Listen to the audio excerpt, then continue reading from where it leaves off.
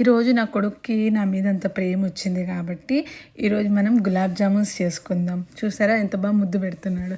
So ఫస్ట్గా ఇది ఏదైనా ఇన్స్టెంట్ గులాబ్ జామున్ ప్యాకెట్ తీసుకొని దాన్ని పొడి వేసుకొని ఇట్లా పాలతో నేను పిండి కలుపుకుంటున్నాను. కావాలంటే మీరు నీళ్ళతో కూడా పిండి కలుపుకోవచ్చు. కానీ నేను ఇట్లా పాలతో సాఫ్ట్గా ఒక పిండి అనేది డో మాదిరి చేసుకునేసాను. ఆ తర్వాత దీనికి కొంచెం నెయ్యి పూస్తున్నా. నెయ్యి పూసేసిన తర్వాత దీన్ని మనము రౌండ్గా బాల్స్ అనేటివి చేసుకోవాలి. ఎంత బాగా మనం పిండిని నీట్ చేస్తామో అంత బాగా వస్తుంది కాబట్టి సో అట్లా చేసిన తర్వాత నేను ఇట్లా రౌండ్గా బాల్స్ చేస్తాను. క్రాక్స్ అనేటివి వస్తే మాత్రం అది వేయించినప్పుడు కొన్ని క్రాక్స్ అవుతాయి అన్నమాట.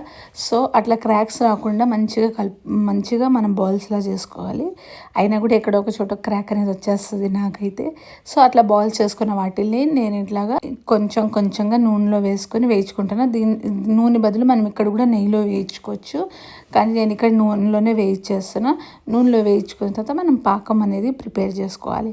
పాకానికి నేను 1 గ్లాస్ వాటర్కి 1 గ్లాస్ షుగర్ వేసాను అనమాట. Means 1 cup water 1 cup sugar equal అమౌంట్లో వేసుకొని షుగర్ సిరప్ అనేసి ప్రిపేర్ చేసుకొని ఇందులో వేసేసాను. అంతే, ఎంతో చక్కని గులాబ్ జామున్ రెడీ.